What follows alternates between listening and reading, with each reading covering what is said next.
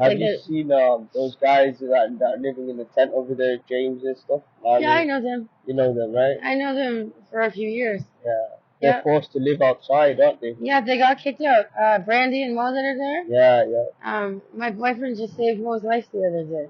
How? What happened? He overdosed in the tent. Who did? Mo and Brandy.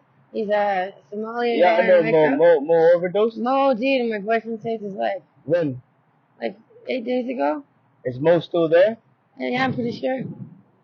And he overdosed, yeah? He overdosed right away, and the crazy part is none of us could find the naloxone because we kept picking up empty cases because people look at it and then don't put it back properly.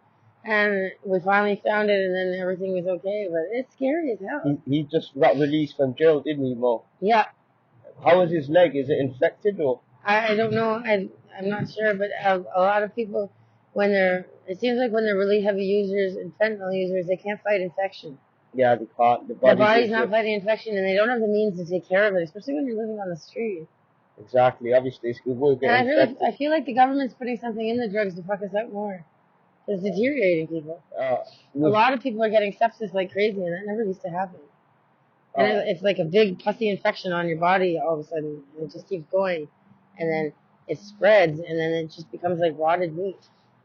That's not normal. It's like it looks like the living dead. Like that, it's scary. Okay. It's not normal. Like why would the government? Cocaine is bad, but it comes from a plant, and it can give people heart attacks. Fentanyl and crystal meth are pure chemicals, which are just going to eat you away. It eats you away faster. And obviously with Mo and them, they lived there during this winter. Yeah. Can you imagine the conditions? I was outside last winter with nowhere to go. Where did you sleep? Anywhere I could. Yeah. And my boyfriend and we literally were carrying everything we could in the freezing cold snow. And because of COVID, we couldn't stand anywhere, and you couldn't use the bathroom, and all the shelters were full. And then they let more refugees in, and they had the warming centers, and you literally have nowhere to go. Like all the doors, half the door frames. Spadina Station, the streetcar, became a shelter in itself. Wow. They had police there every night, and there would be 50 people fighting over if they could get a bench at Spadina Station or a piece of ice cold floor. And what about the respite places and all that? They're hell. They're the same. They're not even safe. Even when they have a warming center, the staff doesn't watch over you at all. Anybody can do anything to you. I've gone to some of them and fallen asleep because I'm exhausted and I'll sleep for days, and I wake up and everything I own is gone. The staff just watches and doesn't give a fuck. They don't stop it. They don't.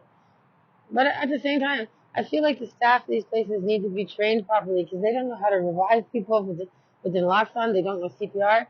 Most of the time, it is temp agencies with a lot of new immigrants where there's a language barrier, and if they don't understand what people are saying to them, what's happening, they need help, and they don't have the means to do it, and they don't know how to save people's lives or be equipped. They're not equipped to do the job that they do because nobody is making that happen.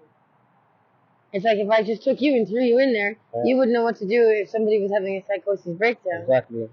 Because you've never been in that situation. Yeah, and that's the problem. Because social work, that's why I took sociology too. Social work is something that the government just let go. It just said, who cares? Let's see what happens.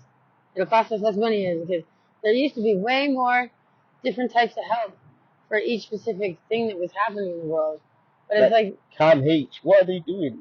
CAMH. Do they help or? I don't really know. I've never been involved with CAMH, but it seems like they just want to have people come there for a few days, pump them full of drugs, and put them right back on the street.